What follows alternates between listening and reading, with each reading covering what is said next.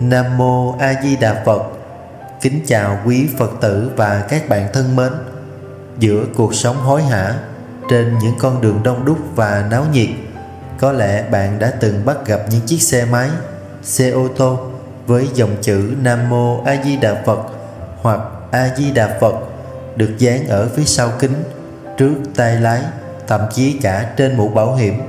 Nhiều người thắc mắc vì sao lại có thói quen ấy. Có phải chỉ để thể hiện niềm tin tôn giáo hay còn ẩn chứa điều gì sâu xa chăng?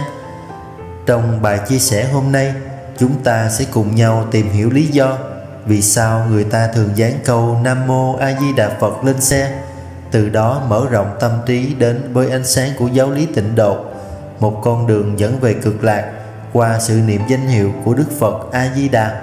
Theo lời Phật dạy trong kinh A Di Đà và các kinh điển Tịnh Độ, danh hiệu A Di Đà Phật không chỉ là một cái tên, mà đó là hiện thân của ánh sáng, từ bi và sự tiếp độ.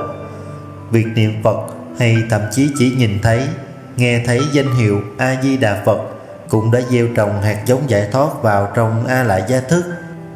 Gieo câu Phật hiệu giữa trần ai, như hạt sen nở giữa ao đầy, gặp ai cũng khởi tâm bình đẳng, một niệm chân thành nghiệp nhẹ bay. Trên những cung đường nguy hiểm, niệm Phật là một cách để giữ tâm chánh niệm, tỉnh táo, tránh sự hấp tấp, nóng giận hay lo âu. Khi tâm được an định, người lái xe sẽ có thái độ điềm tĩnh hơn, từ đó giảm bớt rủi ro.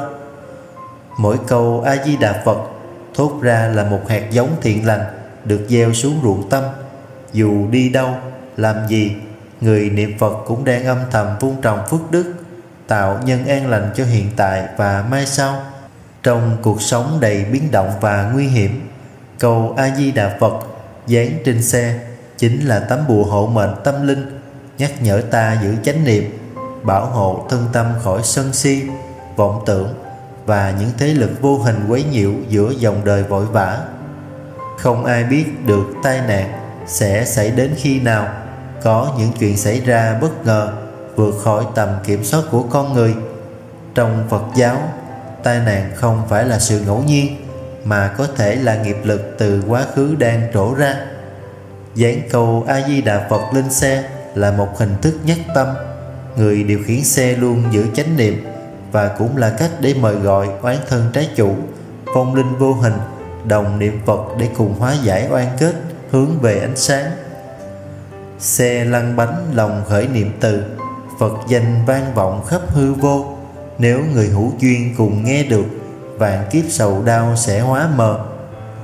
Nhiều người cảm nhận rõ rằng từ ngày dán câu niệm Phật lên xe, tâm họ vững vàng hơn, bớt sân si và nóng nảy khi ra đường. Những va chạm nhỏ cũng được hóa giải nhẹ nhàng, ít tranh cãi hơn. Đó là sự bảo hộ từ tâm, chứ không phải phép màu từ bên ngoài. Trong đạo Phật, nơi nào có niệm Phật, nơi đó có đạo tràng. Khi một người điều khiển phương tiện với tâm chánh niệm và câu Phật hiệu vang vọng, trên xe lặng lẽ câu Phật danh, chở theo từ bi giữa thị thành, một tiếng A Di gieo hạt giống, nở hoa cực lạc giữa tâm anh.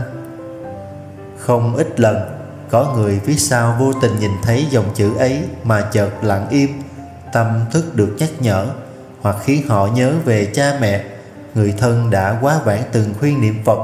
Một dòng chữ nhỏ nhưng sức lay động có thể vượt qua cả ranh giới sinh tử. Khi dán câu A Di Đà Phật, chiếc xe trở thành một đạo tràng di động, nơi danh hiệu Phật được lan truyền đến khắp nẻo đường, gieo hạt giống bồ đề cho người hữu duyên, chuyển hóa những đoạn đường nguy hiểm thành chốn an lành. Người xưa có nói rằng thần thức đi theo người sống như bóng với hình. Nhiều vong linh lang thang ngoài đường, không có nơi nương tựa, thường quẩn quanh các giao lộ, nơi có nhiều tai nạn, nơi tiếng khóc và nghiệp lực chồng chất. Khi một người lái xe có tâm từ, thầm niệm Phật, và chiếc xe ấy hiển lộ danh hiệu Phật, thì có thể giúp các vong linh hữu duyên được nghe danh hiệu ấy và khởi tâm niệm Phật, từ đó dần siêu thoát cảnh giới khổ đau.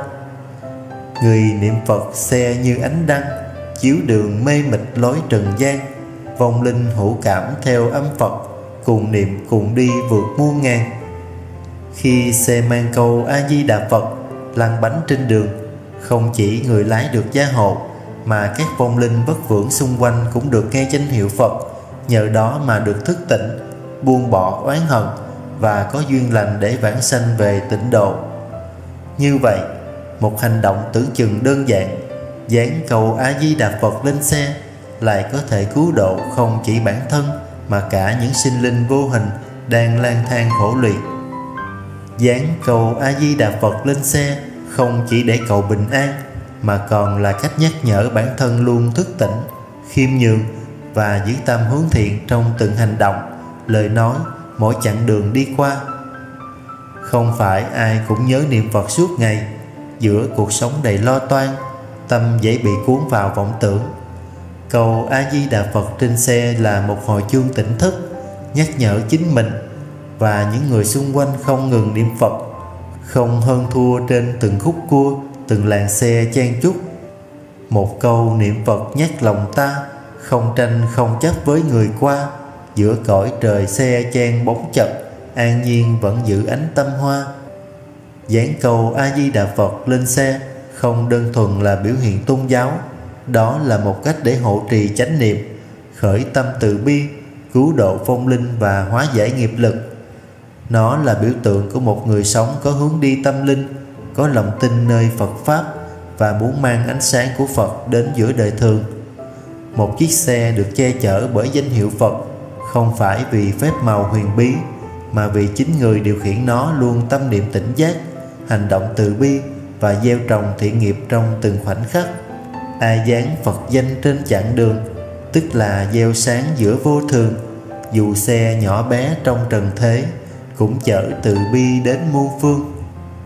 Quý vị Phật tử và các bạn thân mến, khi bạn nhìn thấy một chiếc xe có dòng chữ Nam Mô A Di Đà Phật, hãy hiểu rằng đó không chỉ là một miếng đề can, đó là lời nhắc nhở, là ánh sáng giữa dòng đời, là sự hiện diện sống động của một niềm tin vững chắc giữa cõi trần đầy biến động. Cầu mong rằng sau bài chia sẻ hôm nay, mỗi lần cầm tay lái, bạn cũng sẽ khởi tâm niệm Phật, và nếu có thể, hãy để câu Phật hiệu hiện hữu ngay trên phương tiện của mình, như một chiếc thuyền từ bi đang đưa bạn về bến bờ an lạc. Xin chân thành cảm ơn quý vị đã lắng nghe. Nguyện cho tất cả đều được ánh sáng từ bi của Đức Phật A Di Đà hộ trì, thân tâm an lạc, vạn sự cát tường. Nam Mô A Di Đà Phật. Con nguyện đem công đức này trang nghiêm Phật tịnh độ, trên đền bốn ơn nặng, dưới cứu khổ tam đồ. Nếu có ai thấy nghe, đều phát tâm Bồ đề, hết một báo thân này, đồng sanh cực lạc quốc.